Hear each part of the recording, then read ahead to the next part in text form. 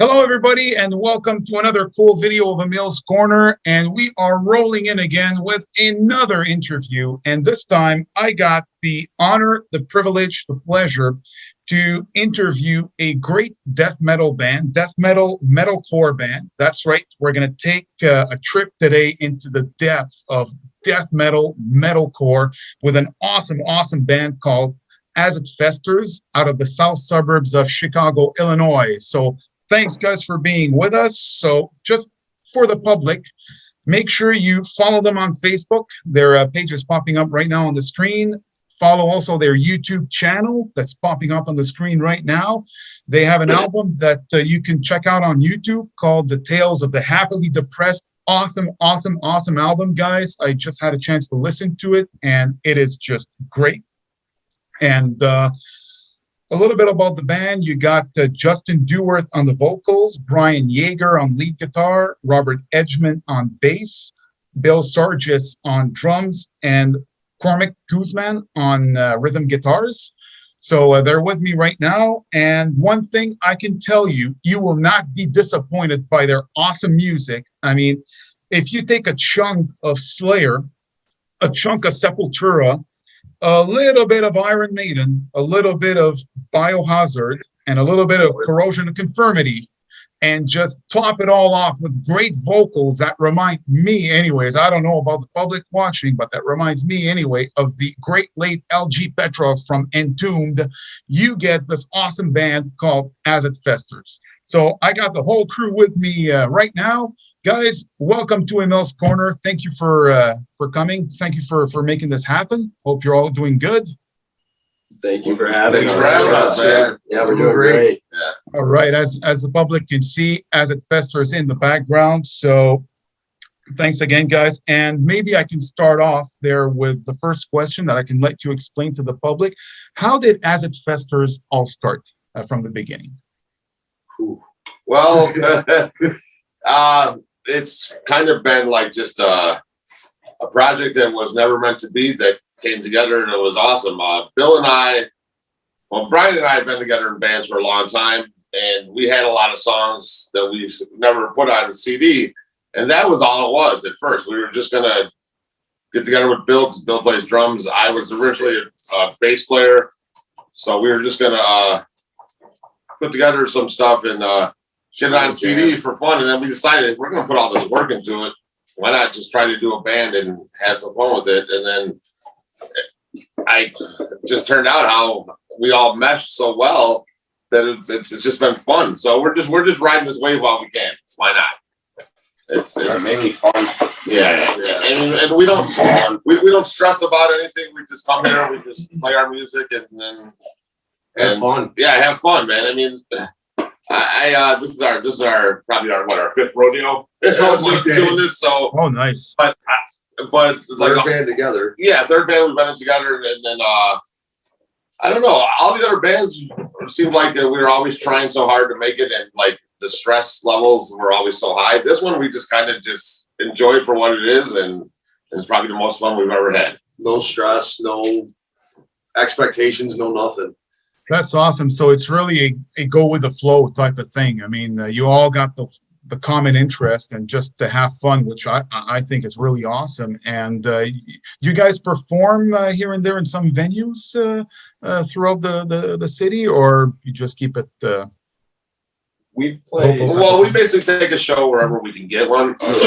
We know a lot of bands around here, so honestly, we've only set up one show on our own. The other ones we were invited to. We started during the COVID area, so we basically had a year and a half to write, because none of the venues around here were having bands. So then it was nice. So last summer when venues started opening up again, we played 4 shows plus the live stream. Plus the live stream. Yeah. So it's been all right. I mean, it's cool because we started playing right before we released our album. And then the last show we did, we only released it on YouTube so far, but it was nice to actually play a show a couple weeks after we released it, because then we had people come into the show and we're like, hey man, we heard your album, it was really good, that's why we're here. So it's just, the baby steps, but we're enjoying it, you know.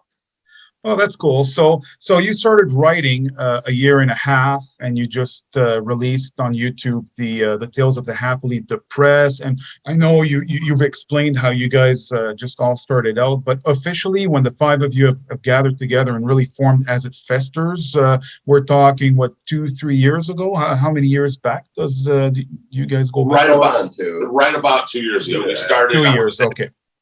February or March of 2020, somewhere around there. Okay, well, no, that's good that after that, the Tales of the Happily Depressed got released on YouTube, that you guys played 4 shows, so it's pretty good. Keep up the good work. Yeah. Thank you. So obviously, guys, I mean, we always say that bands like Black Sabbath, for example, have influenced a lot of the heavy metal industry, and big names throughout the 80s too that popped up, such as Slayer, Metallica, the Big Four, Testament.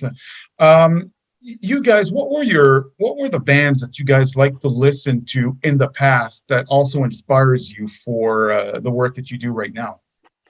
I think we should just go around each person and say their main influence. Most of them already. But for me, honestly, it's all Carcass. Carcass is my religion. If it wasn't for them, I probably still wouldn't be playing. Okay, you guys heard that? It's Carcass. Carcass. I remember. Carcass, and then that band. Yeah. And then my other main influence besides Carcass, completely different, is Helmet. So that's where the death metal hardcore comes into play. My 2 favorite bands, one is completely death metal, the other one is hardcore. And that's the songs I write. Brian, when it comes to that album, 4 of those songs are mine, 6 of them are Brian's, and 1 of them we did together. So, but our writing styles are very similar, though, even though we have different influences. But we have a lot of the same influences too. Like Brian likes a lot of the more super technical death metal, which I do too. Your Dimmy Borgers, In Flames, Dimmu Borgir in Flames, yeah. Slayer, Corrosion of Conformity, a lot of the stuff you already said. Mm-hmm. But you also like the Rivers of Nile and Rivers of Nihil. I'd say for me, at least for my vocal style, my biggest influences is probably Hatebreed and Guar. I'd say. Like a lot of like Odorous Arungus, like earlier Guar, and obviously Jamie Jasta. Yeah, you definitely got a lot of Jamie Jasta. Yeah, Jamie Jasta is a huge influence on me. Also, you could say like Riley from Power Trip. Yeah, that's big names. Yeah. Yeah, those are some of my biggest Yeah, we've been influences. compared to Power Trip a lot. Yeah, I hope so. You know, I gotta do Riley right. Yeah. Gotta do Riley right. Gotcha. And then Any Bill other just inspirations from anyone else? Doom, grindcore, everything, you know. Yeah, it's too many bands to mention. Yeah. Again, not everything. I was known as Pantera Boy in grade school for a reason, because it's pretty much all I ever listened to. And other than that, Metallica. Yeah, I think Pantera goes without saying. We all love Pantera. So. Oh, yeah. Yeah, we got Dimebag. He's always down here. Dimebag Darrell. Oh yeah, can't go wrong with Dimebag Darrell. One of the greatest guitar players of all times. No. So everybody watching there, I hope everybody noticed the Dimebag Darrell picture in the background there. Awesome. Yeah, absolutely. Yeah. Our So- tribute. All the folks watching right now, you guys heard it. Some big names that inspires As It Festers. We mentioned Carcass. We mentioned Helmet. We mentioned Riley. We mentioned Dimmu Borgir, Pantera. So very, very big names that brings up this awesome band, and their good music there. Again, check them out on YouTube. Tales of the Happily Depressed. Other than that, do you guys maybe down the road plan on to I don't know the exact technicalities of this, but do you guys plan on associating yourself with a record label and make it As It Festers an official record out there, or do you just want to keep it at that level for now? If it's a possibility, we would definitely look into that road. Yeah. As for now, though, we're having our fun. It's simply just we love getting together. We love playing music. Excellent. Sometimes people enjoy it. So Yeah, We live always the do. moment now and worry about the future another day, basically. what was that? No, I just say live the moment present and worry about the future later type of thing. So Absolutely. Right. Exactly. Like for example, like okay, if we were like Justin's the only one here left still in his 20s. He's 22, and the rest of us are 40 plus. But Right. so like when we were in our 20s, like if like we were really trying to go for a record deal. Now like we got kids, we got lives and stuff. So if something like that were to happen, we would really have to look into like what it included, because if it was like touring and stuff like that, it would have to be worth our while, because we can't just pack up and leave our full-time jobs unless Obviously. it's gonna work. Jump into something Right. like that. But if we were to get like some small label backing to help us like produce our CD, and without like a lot of Overhead. a lot of overhead and like a lot of obligations. Oh yeah, definitely. I mean, of course. I mean, anything to help them to see and help the music and help keep it out there. Of course, you know. But like I said, we have other obligations, so we're just riding. Like I said, we're riding this wave for what we can and just enjoying every minute of it. yeah, it sounds like it's a pretty good match with Emile's Corner. I mean, mine too. I got my full-time job during the week, and I do this as a gig, and it's just so awesome to meet great bands like you guys. So and then throwing the name out there, you know, just to get some more attention. So no, it's really cool. I got to tell you that. Yeah, we appreciate it. Yeah, thank you. And the other thing too, once COVID and all this pandemic, you know, starts decreasing and we slowly head towards back to a normal life, if I may say, or the way it used to be before, you guys are willing, I guess, to give a few more shows out there here and there in some local small venues? Oh yeah, absolutely. of course. Yeah. Another thing is right now we have about 11 songs set and 2 new ones in progress right now. Another reason why we try to space out our shows right now is because we don't want to keep playing the same 10 songs in front of people, and then people are like, oh, well, we've seen the set list. So Right. we're trying to expand it here and there, trying to add at least another song before we play out one more time. It's just nobody's said anything like that to us. That's just the way I think. That's just me. I just don't want people to come out and see us. Hear the same lineup every single time we play out. So that's another reason. Like we've only done 4 shows so far. We've tried to space them out just for that reason. But also, we don't rush our songs. We take our time with them. So We've dedicated practices to make sure that we get them right before we try to play them for anybody other than ourselves. Right. So I mean, just through past experiences and stuff we've gone through in the past, we just kind of try to make sure that those things don't happen now. So, like I said, we just try to space out our shows a little bit more.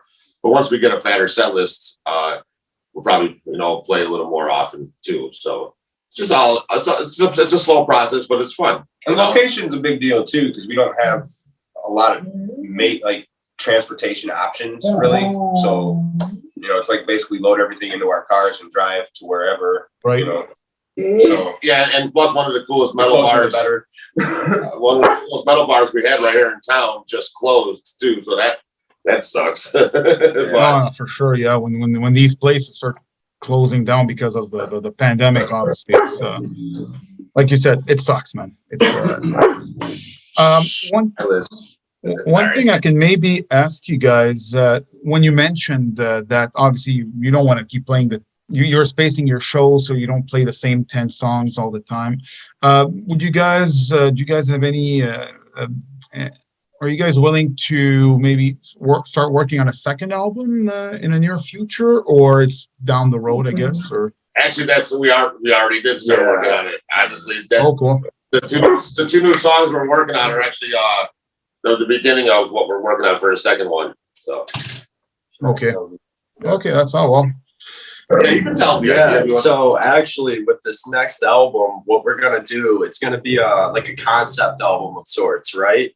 And so every song, without mentioning them by name, is gonna be telling the story of a famous serial killer. We're also gonna try and mix in not so well known serial killers. but it's all going to compile into kind of just one long story of these like dark, twisted tales. That's cool because it kind of reaches a concept that I used to say on my previous videos on my page. There is that, you know, to me, a good band with a good album is it's really to be no worries. It's really to be able to take the listener. You know, it's really to provide to the listener a mind warp where he feels that he's going to be transported into another world or another dimension. You know, so basically. if basically this is, it sounds by the looks of it that this is what you're trying to provide there with your second album. So I think that's pretty cool. Yeah, and so with that, like with our first album, all of the songs kind of in a way followed like similar ideas, with like the exception of like 2 or 3 maybe. It was kind of more or less just us having fun. This next album, we want to tell stories. We want to like what's the word I'm looking for? Like captivate our listeners almost. Like kind of like just by telling them these stories instead of like joke songs and stuff. And, like and that. the beautiful thing about it, like he said, we're not going to mention any of the names of any of the killers we're singing about. We're just going to give clues in the songs to who we're singing about, and that's a cool thing. So when people hear it, they can think it's about Bundy, but it might actually be about Gacy. You know, or they can think it's about Gacy, it might actually be about Ed Gein. So I mean, it's the way we're going to do the lyrics. Is just we're being as creative as possible for as as vague and creative as we can for some old stoners. So. Exactly. Just captivate right from the beginning and entertain the listener. I mean, that's I think what the public is looking for, basically. Absolutely, yeah. No, that's great. The album that you have now on YouTube, The Tales of the Happily Depressed, is there any special message from that album that you're maybe trying to get out there to the public? I mean, I wouldn't say necessarily a special message we're trying to portray. Like I said, with this album, it was simply just us getting together, spitballing stuff, and making something. I mean, we had like a few like subliminal messages in there, kind of like for our closer friends and stuff like that. But besides that, it simply just was us having fun, and that's what we created with it.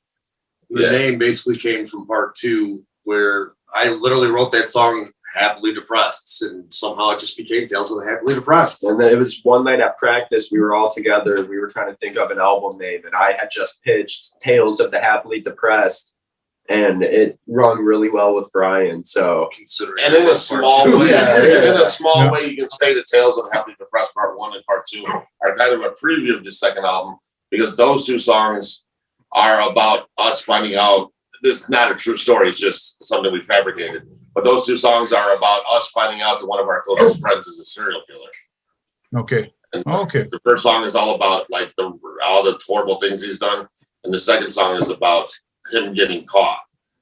So okay. Oh, that sounds interesting. Sounds like and I mean, really, by the title of it, Tales of the Happily Depressed. Again, I mean, the listener could expect, you know, some how can I say, something a little out of the ordinary, you know, not just the riffs and the sounds that we're used to listening with the big names out there. Something more original, like you said, more like a storytelling concept a little bit that's coming up with your second album. So also in the title you have Tales of, so I think that's in my opinion that makes it more interesting. And like Justin said, even like 6 of the other songs on there, I kind of go along with that title. If you were to like read the lyrics, it's kind of just about people going through hardships in life and just everyday like aggravations and stuff. Just how people deal with them. So don't be afraid to be aggressive and assert yourself. Yeah, just, you know, nothing wrong every once in a while with going with the anger, as long as you're taking the anger out on a pole instead of Bill. Oh yeah, let it out. I mean, I can maybe tell too with the first few songs just by their title that it probably deals a little bit with liberty of expression and just taking it out a little bit there on the pole. obviously. Absolutely, yeah. Good. Maybe just to finish off, do you guys have, would you guys like to thank anybody, or do you have any sponsorships or Well, anything first that of all, you'd I like want to to thank share to the John. public? I want to thank Johnny Ketchup for getting a hold of you and telling you about us, and so you checked out our album. So I want to thank him and the Quits. I want to thank basically every local underground metal band across America that's doing this across America, across Canada, across the whole world. Keep the metal rolling. Yeah, just keep it rolling because it's if people don't realize it, metal is a scene that never dies. It may go underground for a minute, but it's the one music that never ever dies, and I love that. Without a doubt. I mean, I personally want to thank anyone who took the time to support us in any way, even if it was as simple as just liking one of our pictures and passing or something like that. Even the littlest amounts means the world to us, because obviously we get stuck in our own heads. We have our own doubts and stuff like that. We're like, man, maybe we aren't that good, but then it just takes one person. So everyone that supported us, obviously, my girlfriend, my brother, so on. My crazy wife. Our family's probably supportive. Yeah, we want to thank our friend Justin. Oh yes, our friend Justin in Denver and his band Surrender the X-Type. Justin is the one who mastered our album and did an amazing job.